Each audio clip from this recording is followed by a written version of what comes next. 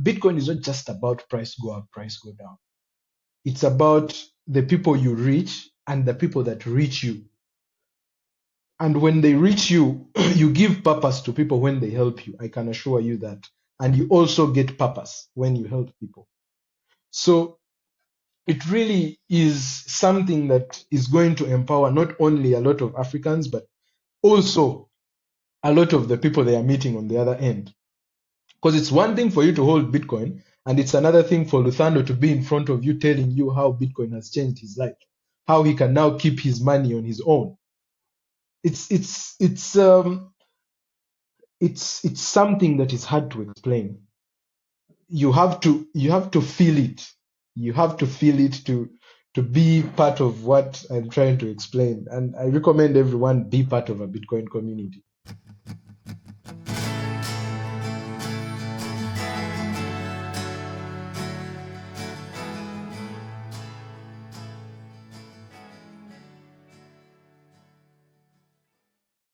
All right, everybody, we are back today with our first guest from Uganda, which is very awesome. We have Brindon Mwiine here with us today to tell us what is up with Uganda and Bitcoin and the combination of the two. From what I know of Brindon is the founder of Gorilla Sats. I think he's got his awesome Gorilla Sats vest on, so check that out. Maybe he can tell us where you can get one of those if you'd like. Gorilla Sats is a platform that helps people exchange their fiat for Bitcoin. To learn more about Bitcoin, it's more of an educational platform. And he is also the founder of Bitcoin Kampala, which is a circular economy that he's working to build or create in Uganda. I recently sat in on a Twitter Spaces that Brindon hosted. He's very, very well versed in all things Bitcoin. I've seen him reading some Ludwig von Mises, so he's also sort of well versed or learning about the Austrian tradition of Bitcoin. I'll leave it there. Let me hand over the mic to you, Brindon. What else should the audience know about you? Well, besides that, my Twitter profile says fun and flexible, and Bitcoin is hope. I think the rest we can discover along the way. My name is Brindon Mwiine, and I'm from Uganda. I'm based in Kampala, and just like you've said, I have the opportunity to have been the one to implement the Satoshi given ideas, Gorilla Sats and Bitcoin Kampala, but I work together with a few more people. And I think we'll get into the conversation and I'll share a bit more on those two projects as well. Cool. Yeah, let's do that. So let's just dive in. To give a quick overview, please tell us a little bit about yourself and how you came to Bitcoin. So Bitcoin is a journey that started for me in 2016, and it's from an end that most of us have started our Bitcoin journey. I was trying to make an extra buck, and I landed on an online platform that was paid ad viewing, where you would view ads and then input numbers and assumingly make money. So the cash out minimum was $1,000, and I think for every click that you made, for every ad that you viewed, you'd earn about I think 0.5. So I worked my way up from 0.5 up to $1,000 in 2 to 3 days. I didn't sleep for those 3 days, so I earned $1,000 worth of that currency. And the only way for me to receive my payment, also they said, was to be paid in Bitcoin. So they gave me a task to find out what is Bitcoin, how can I send Bitcoin, how can I receive Bitcoin. So when I figured out how to buy Bitcoin on local Bitcoins, and I was supposed to keep it in blockchain.com, I come back to the platform. I'm like, now I have a wallet address. I drop it in there. They're like, you've unlocked one step more. You can go ahead and send $5. You'll be able to receive your $1,000. And of course, I think that was way back in my senior four, about 6 to 7 years ago. I was still naive. I was like, $5 for 1,000. Let's go.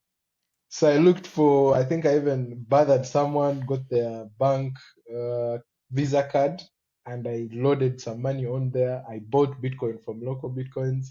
sent it into my blockchain.com, and then I sent them I think I sent them $3. It was $3 because I put five and I sent the three. So when I sent the three, I retained the two. The $1,000 has not yet come up to now. I'll keep checking. Maybe we get onto another episode. We get into another episode, and I'll let you know when the $1,000 comes in. But what Oh came man. in is knowledge after 2 years of that incident. I figured that the $2 I'd left had actually grown more than twice in value. Wow. And that was about when I was finishing high school. That was 2018. That I Mm. remember, because I remember in my vacation I decided if I can send money into this wallet and it comes out when it's times two, I figured out life. I figured out life. I'll just work and I'll put it into this money multiplier and wait for 2 years. And I think for a beginner, that was low time preference in the making, Yep. because the 2 years time frame that I have had in my mind ever since with Bitcoin and with all the things I have done has helped me a lot. Because if you look at 2 years in the Bitcoin ecosystem, even if you're not getting much more value in terms of the exchange rate, you're getting much more value in terms of connection, in terms of friendships. So for the next 2 years, 2018, 19, and I think early 20s, I was reading up on everything: Ethereum, BSV. I ended up doing shitcoins. I did some hardcore shitcoining. Uh, Hardcore. Wow. All yeah, right. like hardcore to the extent that I actually built a company around crypto education. Mm. Okay. So I'm well versed with all the flaws that might exist in some of these platforms, Mm-hmm. the things that don't make sense, and that is why the conviction that is over time is far much more important, I think, for Bitcoiners to understand why other cryptos are actually a nuisance. Surprisingly, having discovered Bitcoin first, I first focused on everything else, and my journey to Bitcoin only starts late 2020, Mm. and Okay. that's when I start to like. I think that's when I first picked up the white paper. I read it. I have a thread of it. I think that I wrote either last year or 2021, because I did it twice and I wrote it on my second time. So I did the white paper the first time. I didn't understand shit. Satoshi was so complicated. I only understood the first the preface. Mm. We want to build a peer-to-peer network. That's all. The Hey, other stuff I could I jump in for? It's just funny you say that. I just spoke with a developer on Bitcoin, and he said like the best part about Bitcoin is it's so easy to understand. And I just pretended I was like, oh yeah, yeah, it's definitely it's. I read the white paper too, and I was like, what is going the on? Like, what is the first time happening? I read the white paper, I think it was just because I had been a disciplined reader. I just Mm. had to read and follow through and make sure I finish, because I know when you read something the first time and the second time, maybe you will get to it. Yep. So the first time I left with just the fact that someone published a paper in 2008 and it was called the Bitcoin White Paper. The second time I came back, because I'd realized over the last 2 3 years of sharing about crypto and teaching people about all those shitcoins that I'd learned about, that when I share information, I get to learn it faster. Yep. So I took to Twitter and I made a thread. It's there, the Bitcoin White Paper series.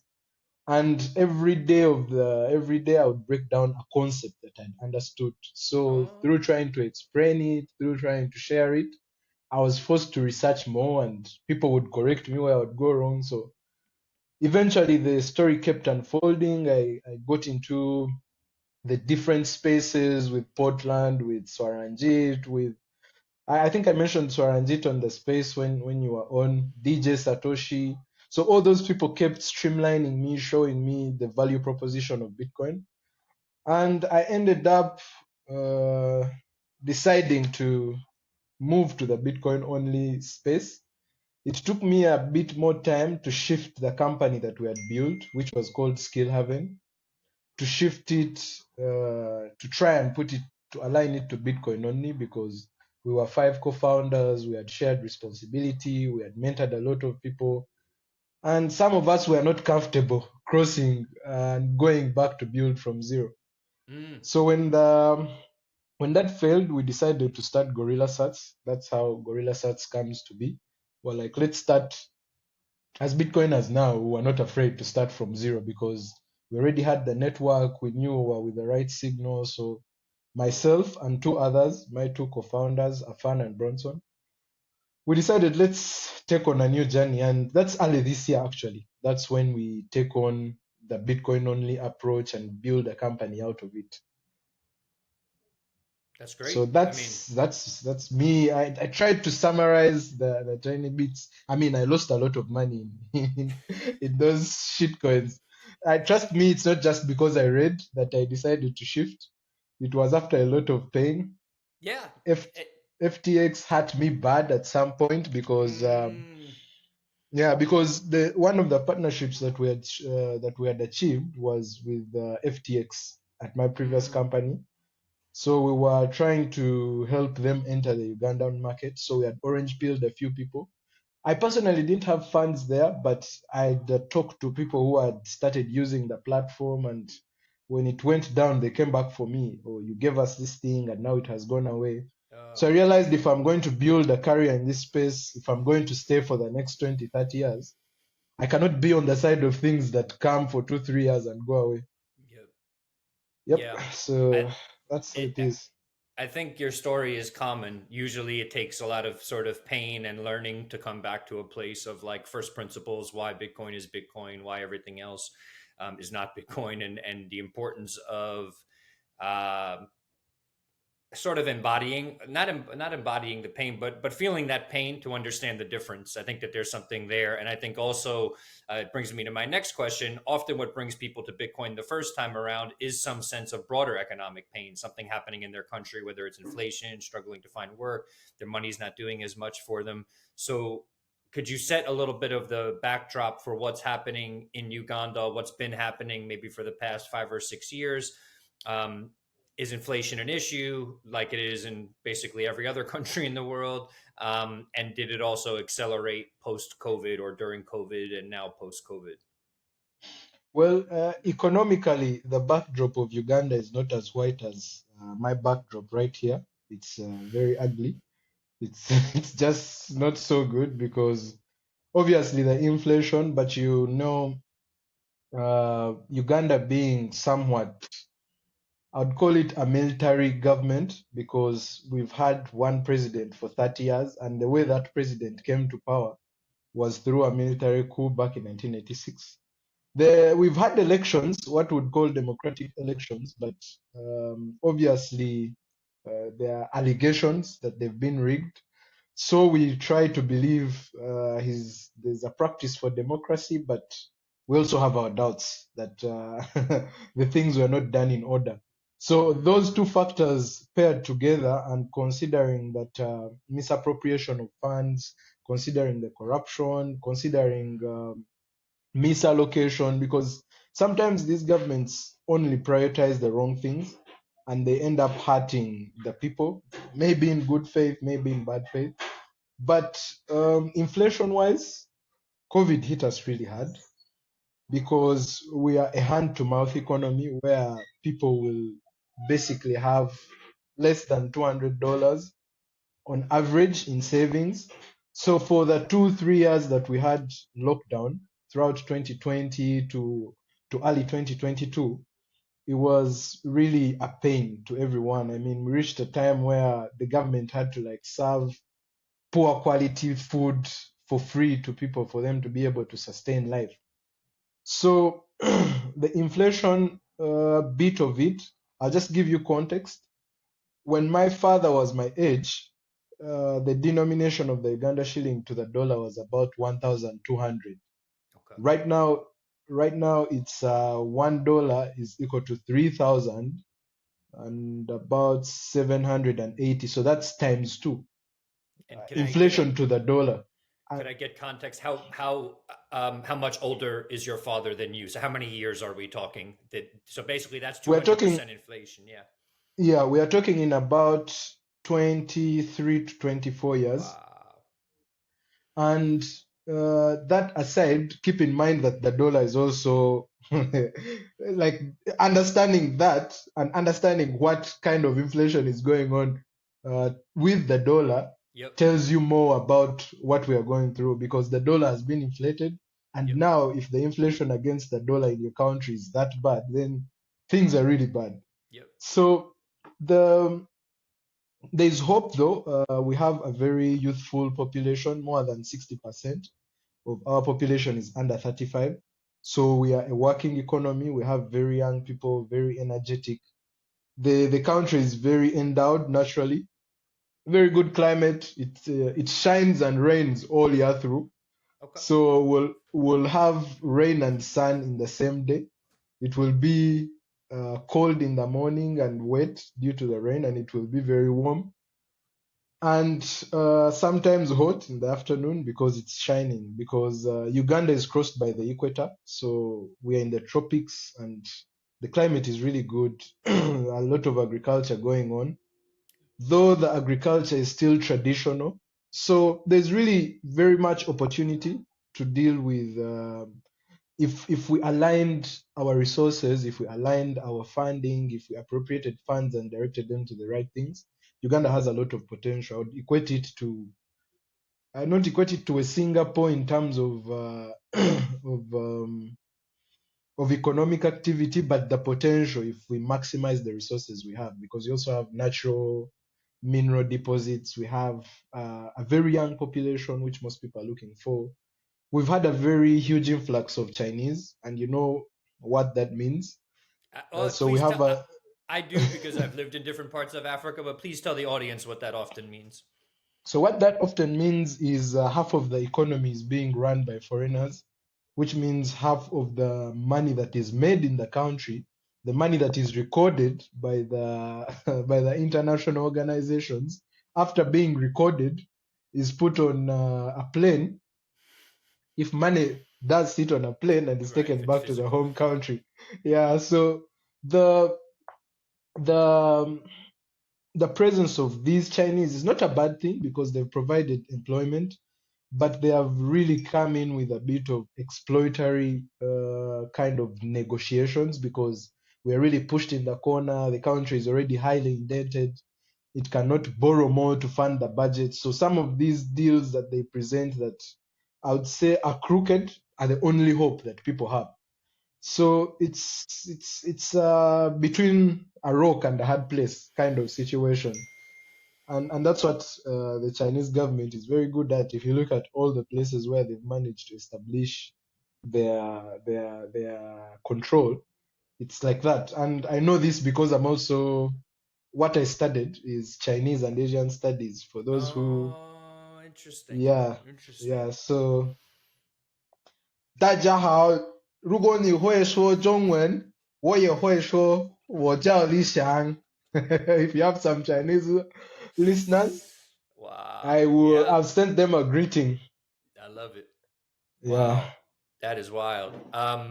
This might be a fairly intense question, but I've always I've heard this debate in person in Africa and and here in the States with some Africans I know who live here.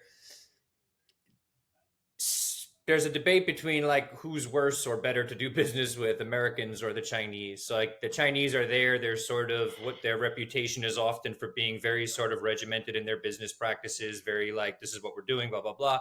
Whereas Americans might be a bit more flexible, but they'll often get involved in the politics in the country, and people really don't like that. So, when it comes to a preference, do Ugandans sort of have a preference if they had to choose one group or the other to deal with, generally speaking?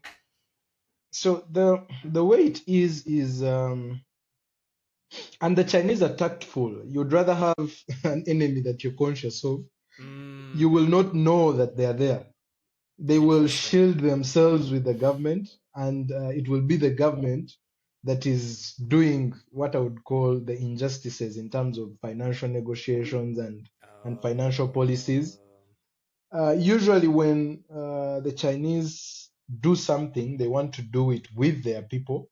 So you'll find like the labor that is needed to perform something that is from the West, and the labor that is needed to perform something that is from China. The numbers are not really appealing, though the Chinese are more invested, so they'll make bigger institutions.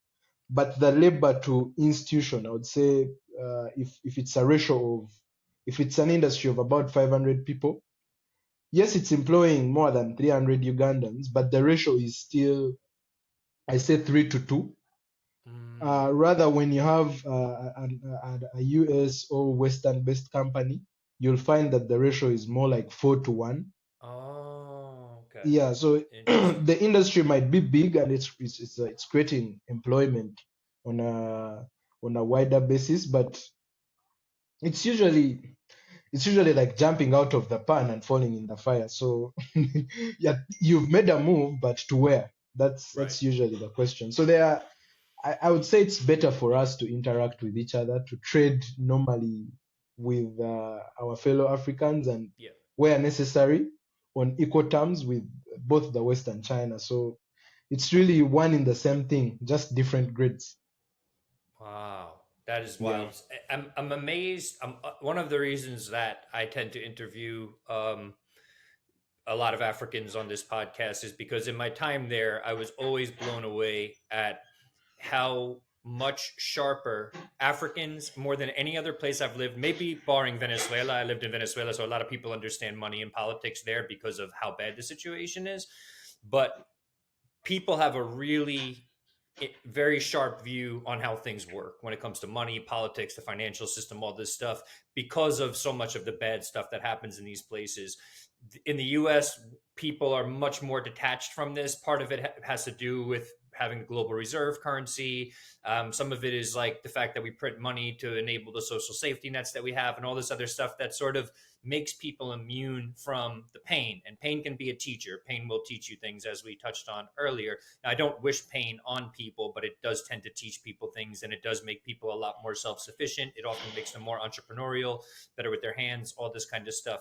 So I want to talk a little bit about education. So you said you were formally educated with in Asian studies, and you speak Chinese. You speak Mandarin, I Yeah. assume. Okay. Yeah. I see you reading Ludwig von Mises online. When you speak about these issues, you're obviously well versed in them. You seem to be an autodidact, someone who learns a lot on their own. How much of your learning is done through books? How much of it is experience? How much of it is consuming YouTube videos of people talking about this stuff? After sitting in the Twitter Spaces with you earlier this week, you're very clear, you're very concise, you understand your stuff, you know how to communicate very, very well, which puts you in a good position to do what you're doing with Gorilla Sats and with Bitcoin Kampala, which we'll get to in a second. But please tell me a little bit about your educational process personally. How do you educate yourself? So one thing that was quick for me to identify, especially when I stepped out of I would say high school, was the system. And I tend to tell people from the West that your education system is a bit more updated than ours. Our system is actually designed to keep us thinking about things in the past, especially for someone like me who has interest for history. I would call it historical economics. So most of the times I would jump into class, the things we would be discussing are not the things I would see outside. So I particularly lost interest, and that is how I even end up doing Chinese. So that background paired with when I stepped out and I started to type out some of the things on YouTube, I started to listen to some of the podcasts. I noticed there's actually a whole lot of information that you can access without going to school. Mm-hmm. So the self-study really started from a point of curiosity. How do other people run businesses? Because I've always had the the need for for activity in my life, activity that is driven by my own thoughts. I would not say I like to be, I know how to work well with people, but the traditional way of working is just not my style. I'm a person who, when given a task, I'll work towards it in my own way, and I'll usually get it done a week or 2 days before. So I realized there has to be a way of life that fits within what I believe in. So I went out looking for it, and I think that's how I even landed on the scheme that led me to Bitcoin, because I was trying to make money in the different way. So by spending a lot of time on YouTube, spending a lot of time in front of people I would rather have not interacted with in the traditional schooling system, I got to pick a few pointers that led me to become a person who is really curious. I'll tell you the truth. I would not be the same person who back then is reading Ludwig von Mises. If you've looked at that book, it's really huge. It's really very big concepts. It's really the typical type of writer who knows he's writing for a particular niche, a Mm-hmm. niche that is very patient to understand the underlying problem, a niche which is not looking at a 5 minutes, 10 minutes, 20 minutes summary of what life is.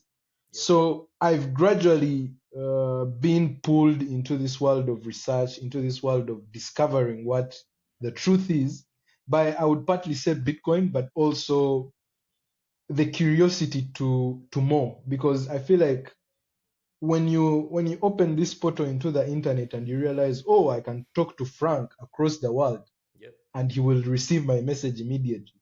Then the question becomes, what message is Frank getting from his environment that I can tap into that can work here? Yep. And most of the ideas that I've worked around have always been picked from across the world. So YouTube was my first point of learning. Now, YouTube can only be 2-3 hours. I then now dived deep into podcasts. I think I was very obsessed with podcasts at some point. And YouTube is really early motivation. Podcasts is now when I'm getting detailed about what I want to learn. I get to economics. I land on breedlove. I land on TIP. I land on a few many other podcasts. I land on on Jordan Peterson. I land on psychology. I Mm-hmm. realize there are all these concepts that, when presented in the present tense, I would call it, are far much more interesting than when you tell me about what happened in 1945 in the World War. Because when I know what happened then and I don't know what happens now, I cannot compare to relate to who I am. So, and then how I slide into books, I think really the podcasters are the ones who pushed me to the books. Because Robert from time to time would quote this Austrian economist, this and this, and then eventually you end up with a curiosity. Yeah. I've also been a big fan of Lex Friedman, and the type of people that Lex Friedman interviews will push you to look for information. Yep. They will mention something and you'll want to know what's the genesis, why is their thought process like this. So I mostly learned a lot of these things through that.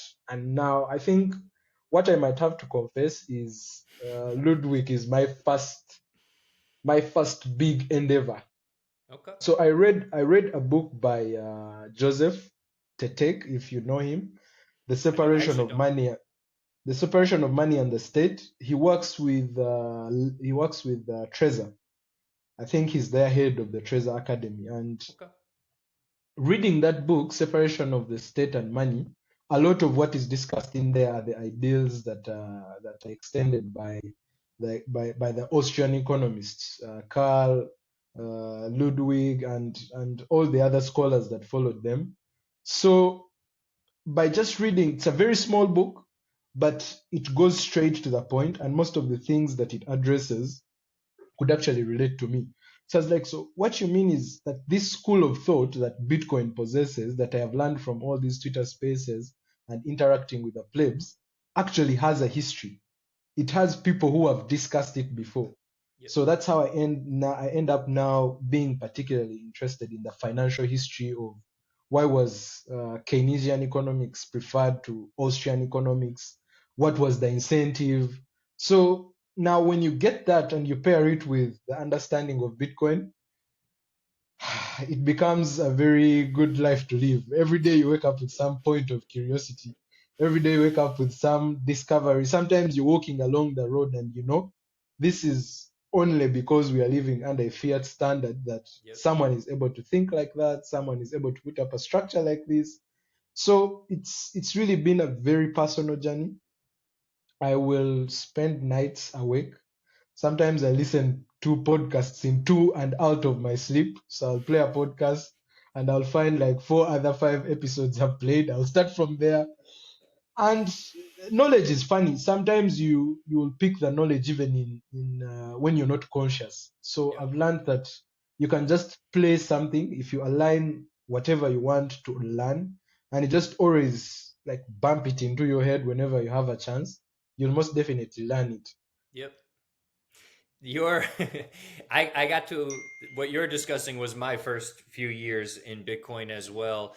I'm wondering if you ever get to a point where it literally gives you a headache. I've tried to Yep. absorb some it I literally so my biggest struggle, I was talking about this with someone last night, is that I'm not tired physically, I'm not tired emotionally, cognitively my brain is only so good, and I try to soak in as much information as I can, but there's a limit to what I can actually process. So I actually have to make time to also step away and say, okay, like this stack of books that I really want to read, I got to I have to do it slowly but surely, just because there's only so much that I can absorb.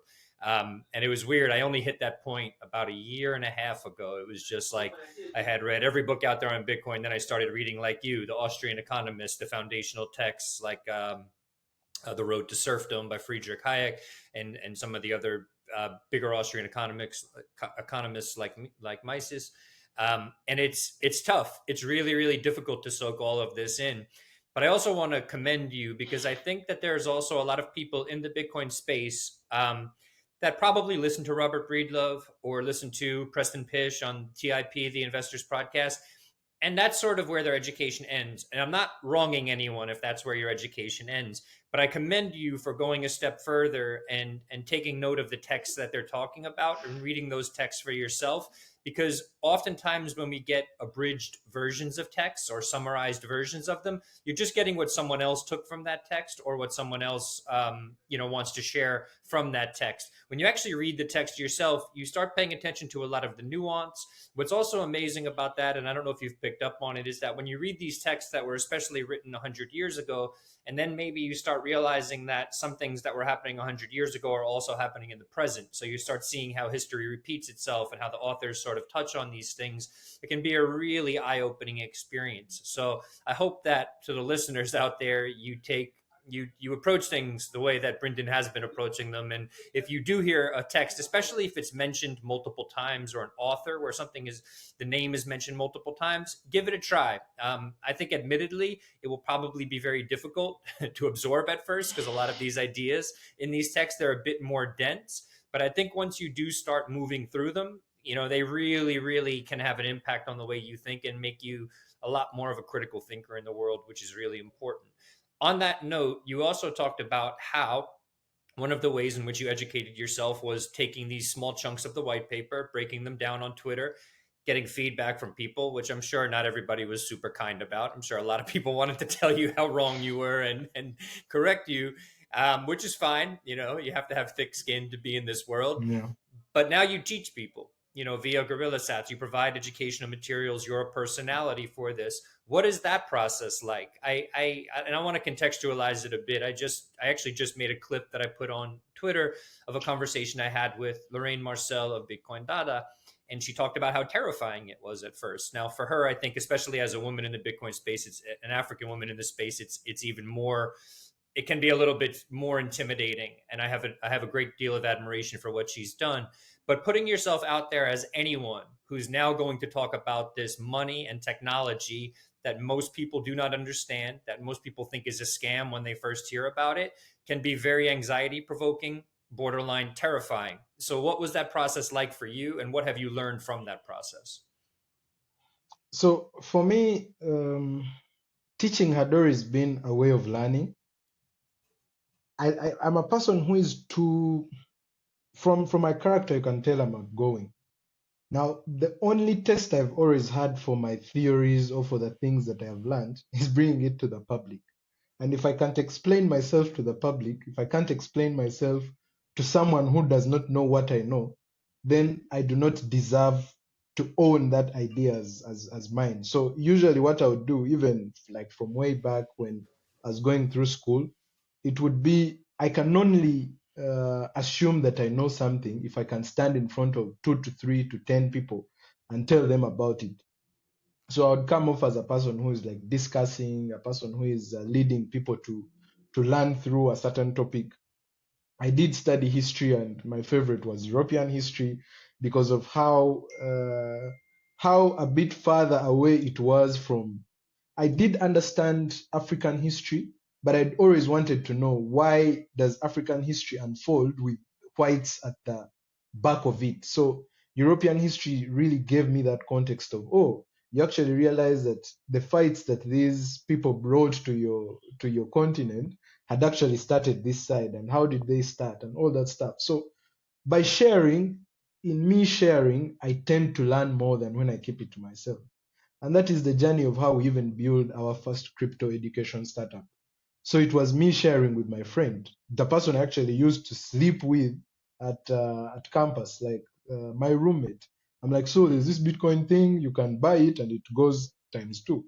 That's basically what I told him the first time. It's like, you're sure you're not getting scammed? So I go back, I get a better explanation. So every time you bounce whatever you know on people, they'll always give you feedback. Even if they don't know, if you're trying to communicate something, usually your brain will tell you, now the message has reached. Now the message hasn't. If it hasn't, how better do you communicate? So for me, my teaching journey has always been, how best do I communicate what I have learned? And I would say even the experience I have debating, because at some point I was on international level doing debate. So Mm. yeah, so it helped me to also learn how to organize the information and the way I distribute it, the way I pass it on, to be able to also read audience before and when doing the sharing of knowledge. So it really, it's that background that helped me a bit to be able to communicate, to be able to orange peel a person who even knows very little English, and to also talk to a person like the group we only talked to yesterday, who are a bit exposed and have read a few books and can rebuttal and can refuse some information that you give if it is wrong. So the education approach that we have at Gorilla Sats is basically, you have to meet someone where they are. So if they're a vendor, there's no way you're going to tell them about spending. If they wanted to spend, they would keep their money in their bank and they'll just sit back and watch the bank make for them money. A person who is in vending, a person who owns a business, is here to make more money, is here to grow their, what I would call their capital. So what do you speak to them that brings them to Bitcoin? You're like, oh, you can now trade with someone who is across the world. You can trade with people who are new into the country but own Bitcoin. You can tap into a community of Bitcoiners if you offer services and you denominate them in Bitcoin. All of a sudden, I'm telling them, hey, you can get a new customer. That's the only thing they want to hear.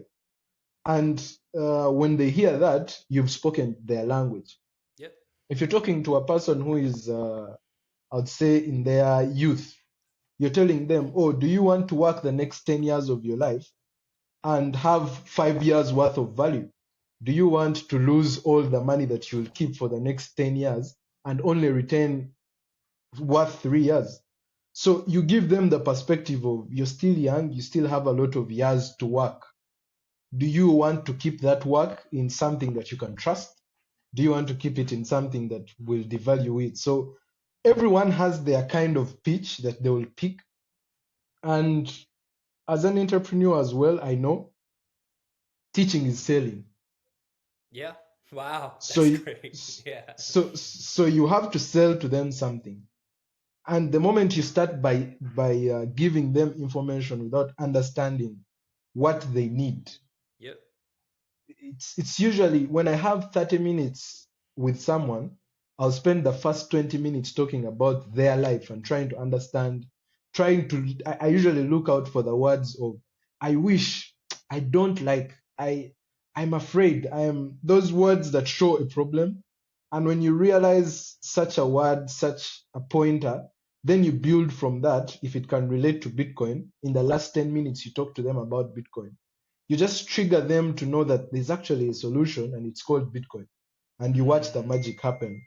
And it's been easier that way. I mean, we had different approaches. There are times when we just sit people in Zoom classes and like pound information into them, and It's, uh, it's it's hard. 1 year, yeah, 1 year down the road, you don't have, you cannot show. what I would not like to be is for the next 5 years that I would put my effort in Bitcoin is to walk out and no person can say, Brindon actually led me to this. Brindon is the person who started my journey to maybe understanding Bitcoin. So I use that as a measure of success. How many people can I point to that are doing good work in Bitcoin, that are using Bitcoin? And I can say, oh, I triggered that person, or I shared with them a piece of information that was really helpful. So Yep. for me, that's my measure of education. Usually from up about 1 hour of interaction, I can start to bring in Bitcoin only. But at the beginning, I allow them to ask all these stupid questions. I call them stupid because they are. What is Ethereum? What are scams? Isn't Bitcoin a scam? Sometimes I actually let them offend me because you have to be offended to get to someone's pain point at some point. Oh, Someone will tell you, interesting. no, you're a Interesting. scammer. You're a scammer. You're like, oh, really? You think I'm a scammer? What makes you believe that? You go down that road, you steal people's money. My father did this. You're like, oh, so your father lost money. That is why you don't like it. You're like, so Right. do you remember what your father did? You like go into a real conversation and you don't just dismiss what they say because everyone holds certain ideas, certain beliefs because of particular reasons. And if you understand that, it's very easy. Usually, when I talk to someone about Bitcoin, I'm sure they will take it on. So these days, I'm very intentional. I want to interest people who then can pass on the message because also within people we have characters. We have people who will give out the information.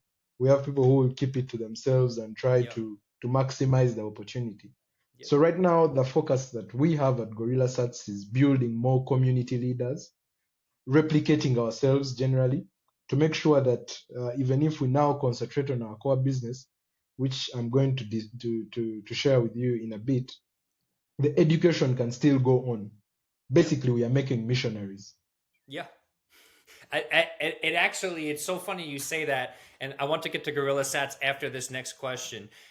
In my time in the time I've spent in Africa, particularly Ghana, um, it's interesting you used the word missionaries, but the in the time I spent there, people let me take what you said, combine it with something else. So you're educating people and you've learned from other people on the continent, and you've also seen other people on the continent be a model. As far as some of those people you've talked about, Nolene Somba, Marcel Lorraine, Luthando was just in Switzerland giving a talk. People who have left Africa, gone out to other countries, other continents to share what they know.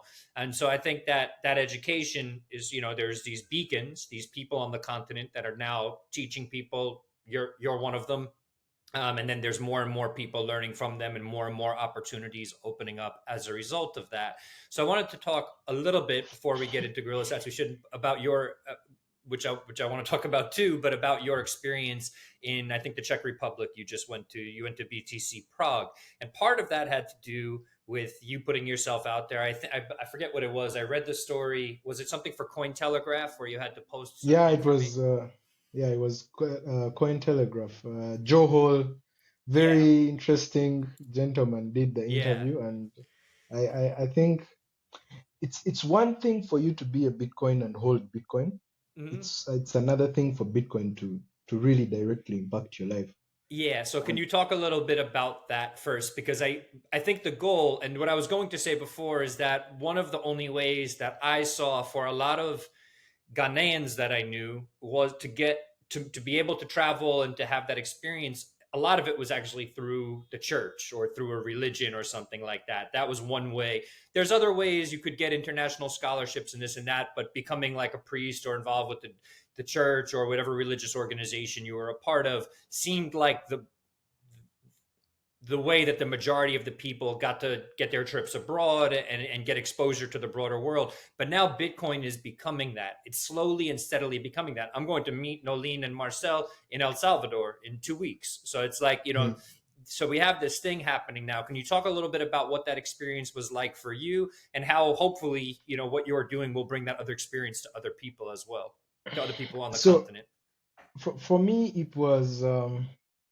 as a person who had been building community for close to 2 years, I'd invested a lot, I'd done a lot in terms of reaching people and sharing with them message about Bitcoin. The one thing that had never happened is I'd always been on the giving end, right? I'd always been the one who receives sats from Blink, and I orange peel about 30 people, I shoot all of them sats, they buy stuff using those sats. Now, here comes an opportunity from Bitcoin Kasi, and they're like, we want someone who is willing to build a circular economy. And what is funny is we had already put it in mind, though we had not. Sorry, someone's trying to call me. We had not. We had not really put it in words, circular economy, but we imagined a time where we are able to pay for our stuff in Bitcoin, a time where maybe when we raise money or when we grow into a big company, we're able to pay people in Bitcoin. So when the tweet came out, it was really at an opportune time where it aligned with everything that we had been thinking about. And the fact that it was also targeted towards someone in Africa, if you can build a circular economy, pitch to us where you would build it, and maybe you win tickets to the conference, and you will interact with people who have built circular economies. So I thought this was the right time. So I really put in my interest. At that point, I actually thought the best was to build it around the university, and this is one of the experiences now I have. So I pitched to build a circular economy around Uganda's biggest university, which is Makerere. And the process of actually winning that vote, winning the tickets, involved the vote. Now, it is very funny that the same community that had been building for 2 years came behind me to vote. They actually created WhatsApp groups. They actually mobilized. You'd see it on statuses. You'd see it. Wow. So for the first time, I realized that actually now Bitcoin goes beyond the layer of money. It has created a community, a community that can work together if everything works in their favor. So the community comes behind me. They do the voting. It was a 1 week long voting. So for 1 week, I saw people who posted this thing on their status, people who posted it in WhatsApp groups, people who reminded each other, people who asked other people to create Twitter accounts to be able to vote. It was like this ripple effect of, because this person has done this, has taught me about Bitcoin, has showed me how to maybe set up my self-custody device. I win when they win. That was the kind of feeling. So after winning the ticket was only for the conference. So I now had to figure out a way of getting from Uganda to Prague it was actually 1 month and 1 week. And there's a visa requirement. And the Czech Republic does not have an embassy in Uganda. So I had 2 tasks. One was I needed money. The second, I needed a visa. And surprisingly, the same community that I had been building from, now I had been building a community locally, but I was also part of a community on Twitter. I had learned from all these people, the DJ Satoshis I mentioned. So I through interacting with Herman, he suggested, let's put up a geyser. If you've really been doing work, you will get some sats. So I go ahead, I put up a geyser, and in 2 days, this was totally the Bitcoin community online. I'd raised my target, which was 1,500 and something dollars to go to Prague. Wow. Can I just stop real quick there? I just want to explain to the crowd that might not be as familiar. When he says Geyser, he's talking about Geyser Fund, which is a crowd source, or I don't know, you would call it a crowdfunding platform where people can donate sats or Bitcoin to you for different projects that you're working on. So, permissionlessly, they can send money, and that's what they did here for Brindon to help him get his plane ticket to Prague. Sorry about that. Please continue. I would equate it to a GoFundMe if someone is familiar with it, but GoFundMe for Bitcoin. It's a very remarkable platform. Yes. 2 days, I had everything I needed besides the visa. So now hunting the visa. This is where the community comes back again. So I didn't have experience. We had one of the people that had earlier on orange pilled, and they work in booking. They helped me throughout the process. They guided me. You can book this flight because I needed the cheapest flight because I got the SATs in. Now to start to chase the visa took me about 3 weeks. So I think I got the visa about 6 to 7 days before BTC Prague. Mm. And by getting it, I mean I went to the embassy to get the interview. I got the real visa in my passport Mm. about 4 days because I got it on Friday and BTC Prague was on. Yes, I got it on Friday. No, I got it on a Monday. BTC Prague was on Thursday. Interesting. Wow. So And so you I booked a flight on Monday evening. for Thursday, BTC Prague started on Thursday. Wow. Yes, please. Wow. And Yes, please. I left. Just know that was the most intense learning experience of my life. I'd never left the continent. I'd never been on a plane. I'd never crossed into the departures section of an airport. And all these things were facilitated either by the community, the Bitcoin community online, or the Bitcoin community locally. Now, Yep. this is why you have to be part of a community because you can't figure out everything. But when you have people you can ask, Yep. things become way easier. So there's actually one of the, I would call him my mentors. He literally sat down for 1 hour and explained to me how to go through airports, especially Dubai, because it's very big. So I Huge. was, Yeah. I actually recorded an audio. I still have it. And when I was walking through the airport here and then Dubai, I just plug in my headsets and I would listen to the directions he had given me. It's like, so when you get here, take your bag, put it here. I went through the process guided by a voice of someone who had talked to about Bitcoin a few years ago. I got That's to Prague. I got to Prague and I was sleeping in a Bitcoiner's house because my mm, budget, for some reason, could not cater for the accommodation as initially planned because I booked a late flight and I spent some extra mm, money on the plane. So yeah. for the time I was in Prague, I was, I would say, staying with a Bitcoiner who offered. It's like, no, Brindon, come and stay with me. And from that Bitcoiner, I learned a lot. So there's really something, and I've described it a bit in detail to just let someone out there who is either in South America or anywhere, whether America, whether Europe, to know that Bitcoin is not just about price go up, price go down. Yep. Mm-hmm. It's about the people you reach and the people that reach you. And when they reach you, you give purpose to people when they help you. I can assure you that. And you also get purpose when you help Yep. people. Yep. So it really is something that is going to empower not only a lot of Africans, but also a lot of the people they are meeting on the other end. Because it's one thing for you to hold Bitcoin, and it's another thing for Luthando to be in front of you telling you how Bitcoin has changed his life, how he can now Yeah. keep his money on his own. Mm-hmm. It's something that is hard to explain. It's I You have can't. to Yeah. feel it. You have to feel it to be part of what I'm trying to explain. And I recommend everyone be part of a Bitcoin community. Yeah, man.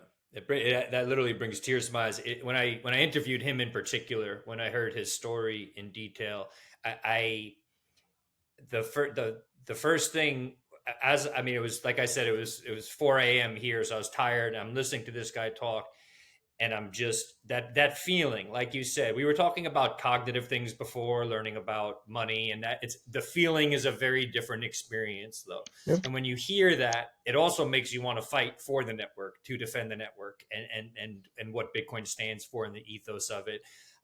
Because when you hear about those real world impacts, it's if that doesn't get through to you, I say this jokingly, but like you're a maniac, you're a sociopath or something. It's because it's such a human connection. It's such a human feeling to hear that it's benefited someone's life like that.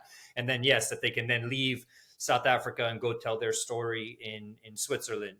It's such a thing that makes you just want to cheer for it. You want to support that, and I think that it takes time, to first start to understand Bitcoin. But I think what most people, and the reason I asked you that question about coming out as a sort of public person, reaching out to people, getting involved, all that kind of stuff, is because I think that there's a lot of anxiety around it for anyone, but I highly recommend that people do it because it will enrich your life, like you said, in ways that go far beyond money or the number going up or your savings going up. That will happen too, and that's a part of it.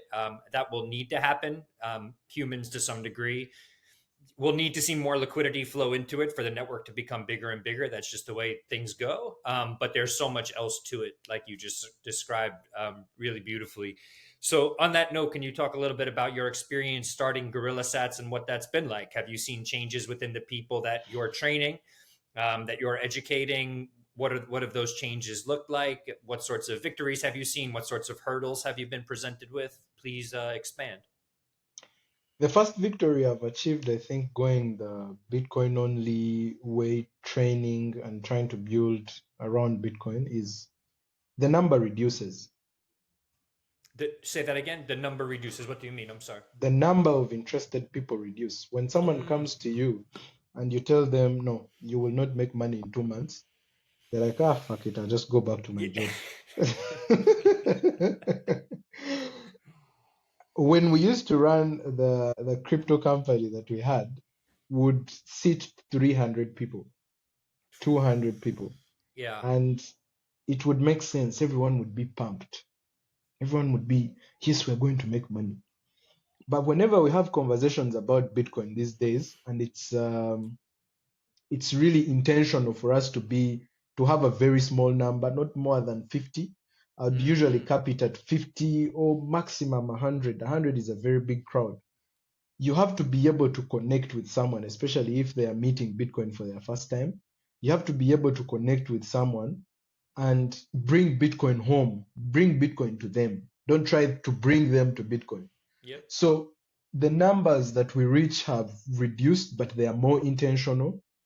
And we've had a bit more turnover. I can point to more people that we've reached in terms of Bitcoin that have stayed compared to when we were doing what we were doing. So it's a very funny curve. It's like the curve of people that stay has grown, and the curve of people that we reach has reduced. So ideally, why the laser eyes? Most people put them because when you focus on something, it becomes more efficient. You start to achieve more reach. So you'll find that the numbers that we used to have did not match the turnover that we used to achieve, to try and achieve. Like how many people are staying, how many people are working in the ecosystem. Right now, I have more than 6 or to 10 people that I can point out to that have decided, you know what, I will just save in Bitcoin.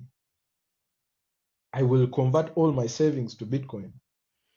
I will maybe find work in Bitcoin. So that is one. The other that I have seen as I'm building a Bitcoin company is Bitcoin companies, Bitcoin OG companies are really supportive. Like in the traditional world, Gorilla Sats should not have a partnership with Trezor. It doesn't make sense. Trezor is one of the first companies in the Bitcoin ecosystem. Yep. And for us to be reselling for them their wallets and for us to be running for them their Trezor Academy, it means something. It's a statement of the trust they extend to us through the efforts that we're using through the effort of trying to spread Bitcoin. Yep. The interactions with the big Bitcoiners just because we are building a Bitcoin only company. So there's really a core advantage when you isolate and direct your signal to Bitcoin only. You'll have more people looking at you. You'll have more people who have the same intentions as you looking at you and pushing your project as if it were their own. Yep. So we've really had a supportive kind of feedback since we started Gorilla Sats. We've had much more reach in terms of local and international. We've enjoyed building the different products that we are working on. We've enjoyed solving. I think we initially never had a Bitcoin on ramp and off ramp, and that's where the OTC desk comes in. It is in one of the things that we're supposed to handle, Yep. because trying to orange pill people, we realized then, how do you orange pill someone and then you send them to a shitcoiner exchange where they're going to meet all these 10,000 coins?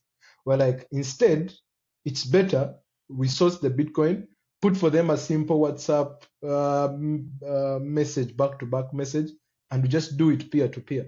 Okay. So the way we've been solving problems ever since we moved to Bitcoin has been the practical way, the way that works for both us but also the people we're trying to teach. The approach is even more, it's no longer about the followers on Twitter. It used to be about the followers at some point. I mean, we were chasing 1,000 back at Skill Haven.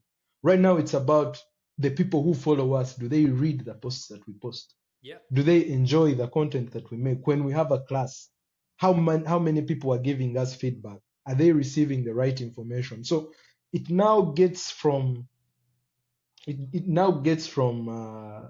gets detailed. The more you get into Bitcoin and the more you try to build products around it, it gets detailed, it gets intentional, it gets personal.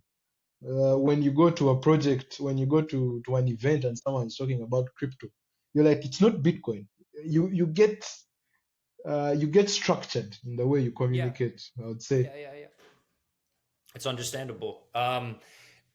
Could you talk a little bit about, so I've heard about this, it's not often the way Bitcoin is traded here, but could you expand a little bit about getting people Bitcoin via WhatsApp? So using WhatsApp as basically an OTC desk, how does that work? So we're still working on a brick and mortar formula. We have an OTC desk app. It's a website interaction, but it's still within the community. I don't think I'm yet comfortable to have someone who is on the other part of the country reaching out to us, because there's still a lot of learning that we are doing at the back end. So right now, the interactive one that we have, when you go to our website and you click the OTC desk, it will lead you to chat with an official number. So through that contact, you're able to tell us, I want to buy Bitcoin. How much Bitcoin do you want to buy? I want to buy, let's say, $100 worth of Bitcoin. Do you want Lightning? Do you want on-chain?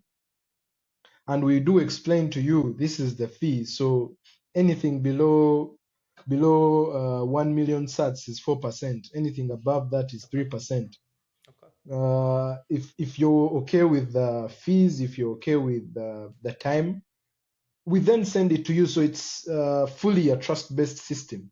I know Bitcoiners don't like to be trustworthy, but when you're serving a community growth role, you have to play such a role. It's something we're trying to simplify through the platform such that it's also automatic.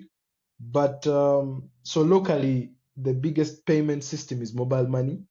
And right now, what the government did is it closed the window between mobile money interacting with the crypto platforms. So right now, it's really hard to build APIs that connect our platform that we're building directly to mobile money to be able to make the transactions instant. So we have to handle them ourselves. And the most interesting thing is we built this thing for we built it for our friends who don't live in the city, such that they would be able to buy Bitcoin, because it's easier to source Bitcoin in the city rather than to source it outside of the city. That makes sense. So most of the users that we have right now who are using the website already app platform are within the community. They know us, we know them. And the people we get through WhatsApp are the ones who are a bit strangers or something we have not met before. But after interacting, they send us their money, we send them their Bitcoin. And we've had success doing that so far. We are most definitely going to scale that because it's been helpful, and also because it's Bitcoin only. So what I realized is when you orange pill someone and where they buy Bitcoin from has a lot of noise, you've essentially set yourself up to fail. Yeah. If you can onboard someone and then throw them into a platform that is Bitcoin only, where they can buy their Bitcoin, or into a community where they can buy Bitcoin from each other, then they are more likely to continue appreciating the value of Bitcoin rather than first going to check out the altcoins and then they waste a few more years before they get back to their senses. So Mm-hmm. that's the thinking we are looking at. A Bitcoin only kind of OTC desk that can span anywhere across the country and maybe later outside of the country. That's amazing. To start a Bitcoin OTC, that's something official. Obviously, I'm imagining there's certain red tape, there's certain regulations you'll need to abide by, approvals you'll need to get from regulators. That's my assumption. Maybe I'm wrong, or maybe you could describe it better. But generally speaking, I'm curious to hear what the Ugandan government has messaged about Bitcoin, has messaged about crypto, and how strict they are with enforcing whatever messaging they've put out there. And let me say the Ugandan government slash the central bank of the country. Uganda has always been open to crypto. Okay. I could surprise you that we had a very big conference. It was called the Africa Blockchain Conference in 2018, Okay. and it hosted the founder of, I think the founder or CEO of Binance, CZ. Mm. And on that conference, the president of the country was in attendance. The governor by then, who is late right now, he passed on a few years ago, was also present, and Mm. many dignitaries were present. So Mm. Uganda had always been open to Bitcoin and crypto. But what happened is, consequently, it took long to like make an official regulation, an official path to follow. So because there had been openness publicly from the government and there was no regulation, a lot of bad players came in. Yeah. Got it. A lot of scams, a lot Yep. of Ponzi schemes claiming to sell crypto, claiming to buy for you Bitcoin, 10% per day, that kind of hocus pocus. Yeah. What happened is then it started to exploit a lot of the countrymen and women, as our president calls us. He calls us countrymen and women. The exploitation now was out of hand, and the central bank decided to close the window that they were using, which is from mobile money to crypto platforms. So by closing that window, it affected a lot of the business that was Mm. rotating around, either scam or not. So the stance that is there is the government has not banned, the government is actually not biased, doesn't have a problem with Bitcoin. We've Got had it. Bitcoin exchanges. I think at some point Binance had Binance Uganda as an incorporated Mm. company. So it Okay. was the country has really been open, but the delay in putting that in writing caused now the situation that we're going through, where you can't buy Bitcoin using your mobile money directly, Yep. and it's also not illegal. It's only illegal for the people who are providing services to do that. It's not illegal for a Ugandan to buy Bitcoin. It's not legal for me to sell Bitcoin to someone. It's illegal for MTN to allow a company that sells Bitcoin to plug into their system. Got it. I understand. I Yeah. understand. Okay. So that is how it is. But I would say a reasonable number of people hold Bitcoin. A Mm. reasonable number of people buy Bitcoin, exchange Bitcoin with each other, and to some extent, there's not really been a push against people who are using Bitcoin and crypto in terms of the law. The only push has been majorly there. And right now, the good news is we have an association in place. And the association, which we are part of as the founding members, uh, is trying to bring together companies that are in Bitcoin, that are in crypto, generally emerging tech. And the goal is, how do we start to suggestively discuss policy with the government that favors the new technologies that are coming? And Mm. by being in such an organization, I'm very hopeful because of the discussions we've had both internally but also back and forth with the regulator, that there will be hope, and sooner than later. But a lot of the things, you know how governments work, they're not like Bitcoin. They're not updating their history every 10 minutes. It takes time, but 10 the years. discussions have started, and positively there should be something that comes. I would say the ban that happened with the mobile money service providers was an eye opener, but also a bridge that brought the industry players to talk with government. Wow. So it's amazing that you say that. I actually have a piece coming out today. I'll share it on Twitter probably shortly after this on in Bitcoin Magazine for how open-minded African governments, generally speaking, have been based on the people I've spoken with. So this isn't my sort of like what I've read randomly. It's based on these interviews I've done. So that experience that people had there, where okay, mobile money won't allow people to bridge over to send their money to an exchange to then buy Bitcoin with. We're not that in the United States. That rift is only getting bigger. So when those sort of blocks are happening, and I outline it in the piece I write about, especially in New York. New York is one of the most restrictive jurisdictions in the world for Bitcoin. And literally, when you sign on to certain exchanges, it says this exchange is restricted in like New York, Iran, Syria, and North Korea, or something like that. It's very, very, very strict.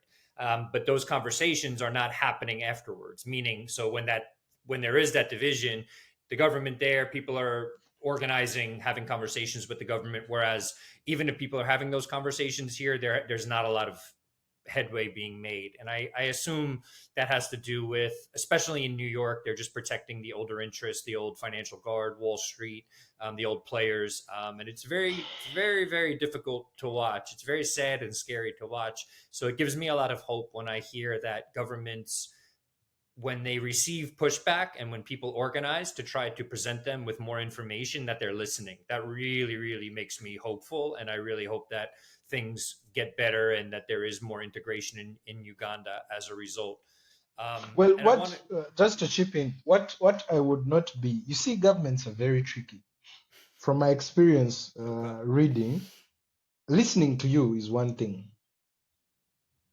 Usually, where the problem Yeah, is how do they follow up? They might claim to listen, that's true. and and that is the typical tactic that has been employed by several governments when there is a need to make change. They will listen, they will put activity behind whatever you're trying to do, and then towards special events, they'll always postpone, restart the activity towards special events, postponed, and I mean like elections, like maybe there's national celebrations. So it's a tactic of slow frustration. I would call it Okay. that.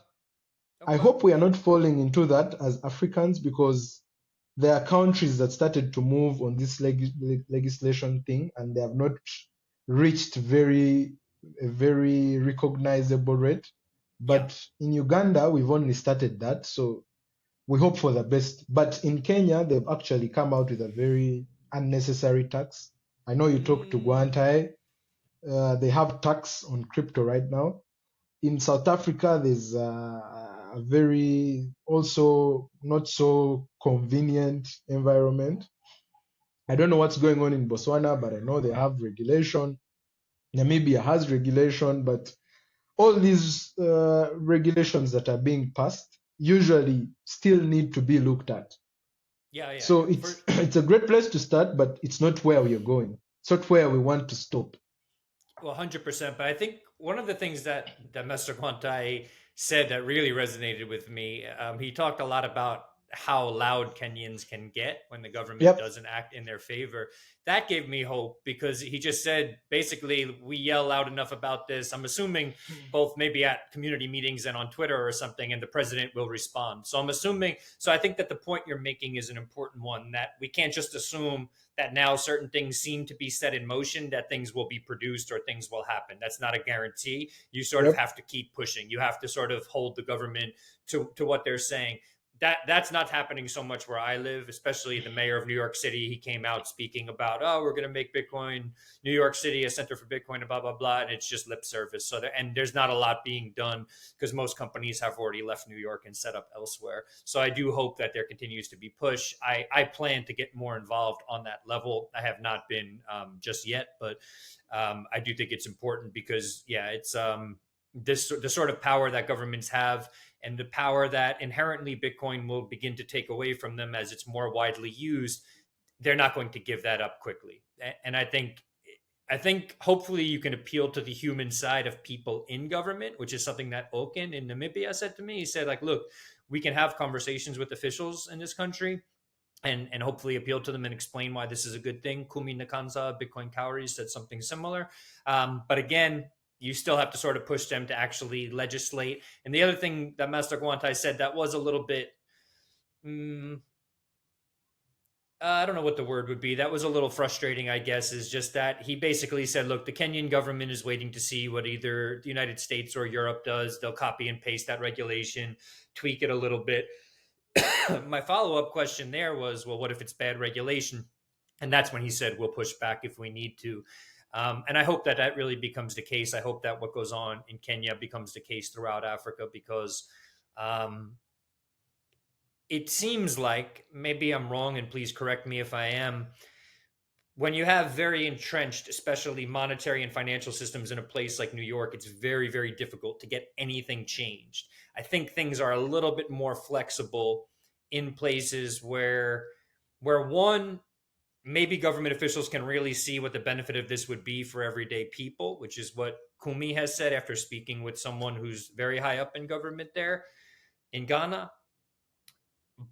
Um, and two, yeah, I mean, it just seems like there's a bit more of a human element understanding the level of financial exploitation that's gone on the continent. But again, you never know what people in power are going to do with their power, and it's a very difficult thing to predict. But I guess, I am think I I wrong? think for me, my approach has been just orange peel. Orange peel whoever you think wields the power. Yeah, If you can find them, if you can reach them, orange peel them. If you can't find someone whom you can orange peel, I think it's a saying that I picked from one of the novels I used to read. If you can't reach the boss's wife and become yeah, her yeah, friend. yeah. Yeah, that's fair. Kumi Yeah, and Oken basically said and did something similar to that. It'll be in the piece that comes out today. I want to quickly yeah. just get back to one last question about Bitcoin Kampala, the circular economy you're working on developing. What does scale look like right now? And I want to preface that, if you don't mind, when I spoke, I just met Herman from Bitcoin Akasi for the first time. He was here in New York. I got to meet him, super nice guy. But he talked about right now scale there is intentionally small, and he Yep. said we're not looking to onboard 100 shops. We're happy having 12 shops and letting people get comfortable with that, and then obviously letting them tell people if it works and blah blah blah, letting it sort of grow naturally. And I think that that's a really great approach. So are you taking, I know that you've been in touch with Herman, are you taking that same approach with what you're doing with Bitcoin Kampala? I think taking any other approach when it comes to a circular economy is guaranteed failure. And let me Mm, just explain why. Because if you have vendors, a bit more vendors than the ones that you can guarantee how many people come to them buying in Bitcoin, you are guaranteed failure because they will get frustrated. mm, But if you also have a lot of people who hold Bitcoin and they can't spend it anywhere, they will also get frustrated. Trying to get both of them at the same time at scale, you will get frustrated. got it. So Understood. so that's how I think about it. That the approach of and for us we've started even lower. If we are to compare with Herman, Herman is at scale. Herman is a very big circular economy. 12, 20 shops. I don't know. Right now he might be close to 20. For us, we've started with just a few. The fruits vendor that supplies the fruits that we use for the fruits for 10 sats at the orphanage. The school where the orphans go takes Bitcoin. Those are the two vendors we have on that side. So we had intentionally decided to establish the circular economy around the university where I stay. But Whilst going through the setup process, we realized the orphanage, which has exactly 77 children in one place, that can create demand on one person and make sense for them to accept Bitcoin every day, is a better place to start the circular economy. Okay. So we decided to split the efforts. We have efforts that are starting in the local area, in the local village, which is about 100 and I think 120 to 50 kilometers away from where I am. Very local, remote area. Imagine the people who walk bare feet kind of village. And they are buying stuff in Bitcoin. That's where the orphanage is. That's where the school is. That's where the fruits vendor is. And here, locally where I am, we've started with the places that I spend Bitcoin on, Mm-hmm. where I buy my food, where I go to for a haircut. And slowly we are bringing all the people I work with at Gorilla Sats, all the people we are orange peeling. Those who can will from time to time go and use these places. So now Okay. the deal is the orphanage has a steady flow of donations in terms of Bitcoin, and we also support where we can as the circular economy. So they will have SATs. So when the SATs come in, they pay. I think we'll be able to pay one of the ladies who takes care of the children, cooks for them, and everything. So when we pay them and they have a place where to spend, they're at least more consistent in their spending. So it's manageable. We know this person is selling fruits to the children every day. So they're receiving sats every day. Bitcoin is moving every day. When the teacher gets paid, she can buy some things from that same shop using Bitcoin. When the school receives its Bitcoin, it might cash out some, but it will also be able to purchase what it needs from the fruit vendor. Let's say they need to buy fruits once a week.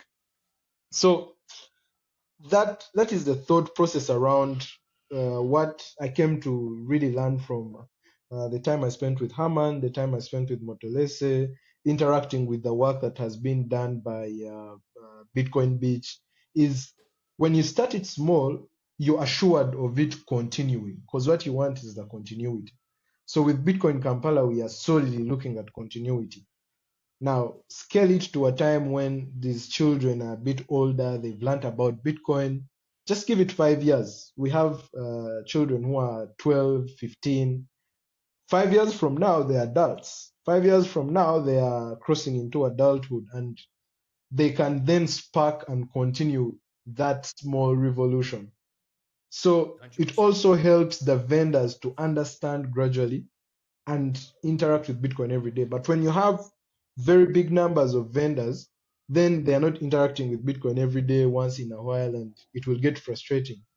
Right now, what we're working on for the circular economy part that we have in the city is the place where we meet. We've orange pilled the employees, they understand Bitcoin. Now we are trying to slide through to the owner of the place such that they can add Bitcoin officially as a form of payment. But to be able to do that, we have to have brought them enough business for it to make sense. Yep. So it's a very intentional, slow, but it has a lot of progress kind of procedure to get a circular economy started. But it's really exciting to see what we've done with the children. Yep. 77 children that used to sleep down on the floor now have beds because of Bitcoin. Oh wow. Good They lord. now have mattresses. Each of them has their own bed, a mattress, two pairs of bed sheets, and they can now sleep comfortably. And all that was in Bitcoin donations. They now go to school and they have paid for their tuition in Bitcoin. They now eat fruits every day for now close to 115 plus days paid for in Bitcoin. So when you start such impact at such, it's not scale because the orphanage is one place that we can control, but impacting these many people, then you just have to have low time preference and stay out the time Yeah. and wait for it to mature. I would say if peak adoption of 50 to 60 vendors, the Guatemala kind of Bitcoin beach setup, right now I'm in the bear market of that season. And 2-3 years, when we break out, when we break out on price, we will have, I think, very sustainable results. So it's only been a few months. I only got to start on Bitcoin Kampala after Prague, which is just June. So if you Yeah, do a quick count of June, July, August, September, the whole story is on bitcoinkampala.org. You'd be able to see that the impact that we have been able to achieve in that time, even me, I could not believe. it's amazing. I That's mean, unbelievable. we've reached a point where we've partnered with someone who is from Hong Kong that purchased, they bought land using Bitcoin and they leased it to the orphanage to grow their own food because our biggest expenditure was food. Okay, yeah, it's these are the stories you want to hear more of. So thank you for sharing. Can you just quickly go back to the origins of how you got involved with the orphanage and just explain to people where they might be able to donate? I'll leave links in the show notes as well if you want to donate, but please just share a little So bit about that if you don't mind. the orphanage is a story of an orphan who was taken on by a lady that could not bear children. Mm, So the lady took on 4 of them, and when she passed on, she left land and inheritance for them. But because of how greedy the family members were, they snatched those resources away from them. But before she passed on, they had actually taken up the concept of starting an orphanage. So they had taken on a few more children, and the 4 of them with her were looking after them. So after she left the world and went to be with the Lord, she then left them with children that they had nowhere to put. So Isma, who is the caretaker of the orphanage, takes on the responsibility of looking after these children. mm, And just like I told you, more than 60% we are under 35, but more than 50% is actually below 18. So we have a very young population. On the village where the orphanage is, it is, I would say, one adult to 10 children. And one out of the 10, or I would say zero point 0.5 out of the 10, is an orphan. Why? Because either their parents have passed on early because bad health or something, or the parents are alive but they can't take care of the children because they have engaged in polygamy and they have like 20 children or 15. And just because the children are many, they will be roaming around the town. And it goes on, and some have lost their parents, some, like, there's a lot mm, of stories that come together. So what Isma then does is he sustains it through to a point where he was able to raise some funds. Previously, not using Bitcoin, he was able to rent a place, and that was before COVID. So he rented a place where he put, they were about 79 by then, and renting the place, he got a few donations here and there, started to put food on the table for these children. And now when the COVID now came in, COVID was really tough because previously Isma would go out, talk to people, and people would donate, even locally. Now COVID comes in, everything is frustrated. The person who rents them the place keeps counting. There's a bill to pay. So Isma, and I credit Isma a lot for this, Isma starts to explore as a person who went to school for a bit, though he didn't get to university. He gets on his phone. How do I make money? He starts to reach out to people on Facebook, reaches out to people on Twitter, and one of the donors wants to donate to him in Bitcoin. And that's how he discovers Bitcoin. wow. So he didn't actually discover Bitcoin from us. So when he discovers Bitcoin, he actually figures out a way of receiving it, cashing it out, using it to help the orphanage.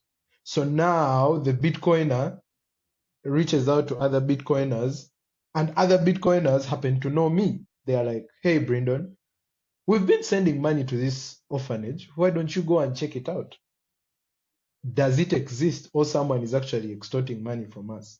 So I took a trip, and I think that's the first trip that is recorded on the Bitcoin Kampala Twitter handle. It's also Mm, recorded on the website. We took a trip to go and make sure the orphanage exists. And the time we reached, I knew I knew we were not starting from Kampala to do the circular economy, because just reaching out and finding this reality that these children and the orphanage were living through was particularly what the typical Bitcoin story is. Just Mm, get and empower these people, and their story can motivate other people. So we went there to verify if they existed, and it has never been the same again. We bonded with Isma, because I'm also an orphan. As per this year, I lost my dad at the beginning of the year. I'd lost my mom when I was very young. So I knew what they were going through. I knew what it meant. So it was really easy for me to connect with them and then now scale what Bitcoin could do for them. I've only been an enabler of how much more change Bitcoin can make for the orphanage. But the first steps were really taken by Isma. So it was then that I talked to, I think, Fernando, I talked to Herman, and these are the people who are guiding me through the circular economy. And they were like, if you really, really want to make impact whilst building a circular economy, that's where you want to focus. And mm, that's exactly what we've ended up focusing on. We still have a few efforts that we're taking in Kampala, but all our concentration really looks that side. And anyone who can like do something, we are really appreciative, because 77 mouths to feed, 77 bodies to clothe, that's a lot. It's a lot. yep. And these are kids. They grow, they want to play, they want to be human beings. So and that's where the land idea comes in, because being our biggest expenditure is food, we try to get sustainable. And here we land on a Bitcoiner from the other side of the world, Hong Kong. Shout out to Oscar. Oscar is in Hong Kong, and he's helped us a lot in terms of the tuition, in terms of the food, in terms of the land that he got for us, where we are planting, we'll be harvesting in December. So there's really a lot that Bitcoin has done, and everything I am saying is between after Prague, after June. So it's really a hell of a story. Even me, when I tell it, I'm like, yo, I cannot believe it when I tell it, but it's the reality. It's actually real impact. I'm gonna start to wrap it up there because that's quite a high note to leave it on. That's a beautiful way to put it. I think to comment on one thing you said, yeah, that once you get involved in it and you have some of these sorts of experiences, I think yours have been even more impactful, most likely on you than mine. But I've had a number that have really changed me. It really becomes hard not to be involved in this and to fight for it when you see what it can Yep. do. And even when I named this podcast New Renaissance Capital, it's just this idea that Bitcoin, obviously Bitcoin is capital, but what it releases is human capital, human ability in the world, in places where, because of antiquated systems that have oppressed people, that was not so easily unleashed. And I think that we're going to see a lot more of this as Bitcoin becomes more widespread. Thank you for sharing all of that. I don't want to ramble after what you just said. It was very beautiful. But but that's really that's super powerful, and I appreciate it. Is there anything else you would like to share before we wrap this up? And please let people know about any and all, even make a list for me right now, everything you'd like for me to list to in the show notes so that people can contribute, learn more, etc. The first place I would not fail to go is why we are called Gorilla Sats. So what I didn't mention is, for as much as we are focusing on education, our long-term goal is give a person where to study Bitcoin from, give a person where to acquire Bitcoin from, and give a person where to spend or spread Bitcoin from. So at the end of spread or spend, we've put a very interesting innovation, which is gorilla tracking, tourism, and community outreach. Mm-hmm. So any of the person who is interested can come in, and if you have your Bitcoin and you've been wanting to take vacation, so the moment you reach the airport, we want to make it seamless for you to come in, not spend fiat, You can come in, pay for your taxi in Bitcoin, get to us, we book for you a hotel, you pay in Bitcoin.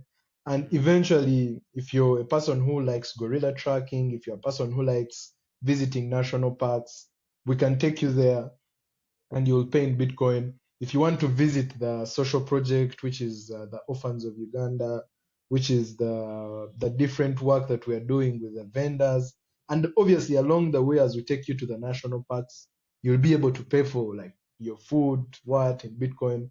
So the goal is when we teach someone and we bring them into the Bitcoin ecosystem, we can complete the circle. And even when we impact them on the level of involve them in our social project, involve them in the orange peeling, they can then start the curve all again. Teach someone, bring them to buy Bitcoin, bring them to be able to buy stuff with it using Bitcoin. Buy stuff using Bitcoin, and maybe extend a helping hand where they can to the Yep. vendors, to like. So the idea with the Gorilla Sats is to make something of a circle where we get someone from the no coiner phase, they study about Bitcoin, they save in Bitcoin, and they can spend and spread Bitcoin. So that's the thought process that someone should take away if they want to speak about our very young startup, which is Gorilla Sats. Yep. And anything else I would point to, we do a show every 21st of the month, which is the Bitcoin in Africa monthly Twitter space. It's hosted by Satoshi's Journal. That was my first Bitcoin employer. I Yeah. treasure them so much. They put me in places where I could not imagine. And every month, what we do is we welcome Bitcoiners across the country. Bitcoiners across the continent, in and out. For as long as you're a Bitcoiner and you're interested in Africa, you just come and we share maybe what you've been up to, what you want to do. If you're looking to connect with someone, that's the platform for you to come to. It's really fun. I try to make it as fun as possible because most of the Bitcoin spaces you'll go to people arguing about technical stuff and bit VM this, white paper Totally. this, Satoshi said this, and and that is very necessary, but also laying back a bit and what Bitcoiners call touching the grass. Yeah. Touch the Yeah. grass a bit, get to laugh with the people that you argued with yesterday on a Twitter space, Right. something like that. That's the vibe that for me I thought would put in the Bitcoin in Africa Twitter space, and Yep. that's also something to look out for. And aside of that, thank you very much. I've appreciated being here. If you've not read, if you've not started on your Austrian economics journey, you want to look at the separation of money and the state by Joseph Tetek. And yeah, another person I'd love to give a shout out on this podcast is a person who has been very helpful in the work that we are doing. He inspired me to do the whiteboard challenge. If you look through my profile, there's a time when we get a whiteboard and we go to the city center, what I would call the heart of the city center, and then we show off a poster that says Bitcoin is not a company and you can ask us anything. We had very good reception and people were asking us. So student of Bitcoin is also doing very interesting things. He's Canadian of Indian descent who is now doing a Bitcoin pilgrimage. I think you should have him. He is really a good character. He's doing Okay. a Bitcoin pilgrimage. He sold everything in Canada and left, and he's moving around the world. Right now, he's in Egypt, and basically, what he's trying to do is along the way make as many Bitcoin interactions as possible. He was doing Interesting. a 100 days Oh, challenge. His story yep. inspires me so much because it relates to what Paco did, but in another That's what I was. context. Okay. Yeah, I thought it was. I actually just met Paco for the first time 2 weeks ago. He was in New York City, and I got to speak with him. So it's Now, similar. what I didn't Yeah. mention is Paco is actually the person who made who made it easy for us to make the decision of now we are going to become Bitcoin only. So when we Mm. hosted Paco here, we were still skill haven the first time. He actually mentions it at Africa Bitcoin Conference, the last one. if you look at a panel that he did. So we met him the first time and we were, oh, crypto, we love Bitcoin, but we also know about Ethereum, blah, blah, blah. And just interacting with him, and this is why I said, like, when you interact with the Bitcoin community, you learn a lot. Yeah. Interacting with him, a person who is not so privileged in like having money and everything, so simple, so down to earth. He's like, I'm moving around African countries to just talk about Bitcoin. I'm like, oh my God, who does that? So by the time he was leaving the continent, he came back. I think we are one of the few countries he visited twice. The second time he Mm, came back, we had made the decision to become a Bitcoin only. We're still going back and forth on how to do it. And he's also a very fundamental person in why I am Bitcoin only, because I that's interacted with great. him on a deeper level. And I would say he was the last blow for me to become completely Bitcoinized. Cool. So he's also a good guy. He's had a profound impact on people. I think Marcelo Rain decided to start Bitcoin Data after he showed up to a meetup in Kenya. He's a Yep. funny guy. When I met him, he was tired. So I met him on. It was after I think New York was or the states. I don't know if it was included, but that was after he had done 39 countries, and he was just like, man. And I'm gonna see him. I think in El Salvador in 2 weeks too. We're actually both triathletes, so we might do an Ironman race together. But he's funny because he was a little bit burnt out on everything. So I love hearing that he inspired so many people. Because when I saw him, I was like, oh, like inspire me. But everybody was tired. He was really, really tired after all the traveling. But he had such amazing stories to tell. I didn't. He told me a little bit about some of the other people I had interviewed so far. And it's just amazing what he did, the precedent that he set to kind of to make it an idea for this other gentleman that you're talking about, who's now in Egypt and traveling around the world trying to teach people about this. It's an idea that I'm still playing around with. I used to travel a lot for work. That's what brought me to Africa. But beyond Africa, I've lived and traveled throughout Latin America. I lived in Japan and traveled throughout Southeast Asia. So there's a part of me that wants to do that again. I was always inspired by the way that Anthony Bourdain, he was a cook. I don't know if you know him, but he had these television shows where he would go to different countries and he would sort of get involved eating their cuisine and telling stories about the cuisine, and you would sort of learn about the history of the country through the cuisine. And there's a part of me that wants to do something similar with Bitcoin, where you sort of learn about the country's history, similar to the way that we've done a little bit in these interviews that I've had for the podcast. But I would like to do something like that in person. At 41 years old, it's a little bit different than when I was 25, looking to sort of take off around the world. But age is just a number, and it is what it is. So I could talk to you for probably another almost hour and 40 minutes. That's where we're at. But I I think mean, that we have to give the audience. you touched on the athlete part. I've been doing a challenge of 1,850 kilometers this year. So Oh, I think nice. would also meet on that. I love to run marathons. I do 10 Nice. kilometers every day. So that part Oh, is also cool. there, but that's another podcast for us to have.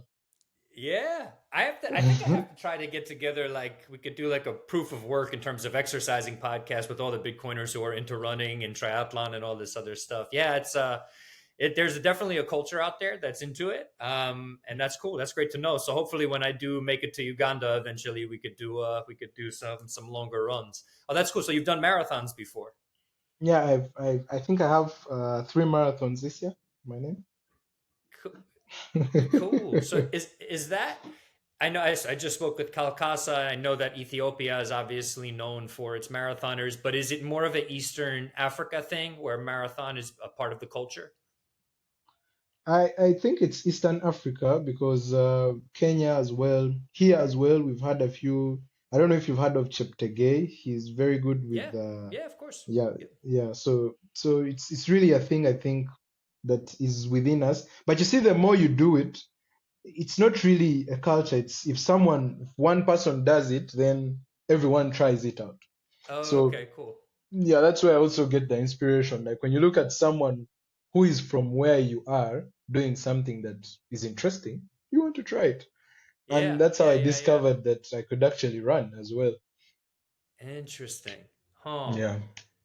That's cool. Yeah, this is actually, I don't know if you could see it. There's my There's my bike, my triathlon bike. But I always wonder, I'm like, people are going to wonder what's behind me here. I have like bike handles and stuff popping out, but yeah, do a lot of training. But that's really cool. That's cool to know. Let's leave it at that. Brindon, it was a pleasure speaking with you. I look forward to the day we get to meet in person or do this again. This was amazing. And again, yeah, please, I'm going to leave all of links to these different organizations or projects that Brindon is involved with in the show notes. So please check them out. Support. If you're in Uganda, you know who to hit up. And we'll leave it at that. Thank you so much for your time. Thank you for doing this, and we'll talk soon. Thank you for having me, sir. Yeah, my pleasure. All right, take it easy, everybody.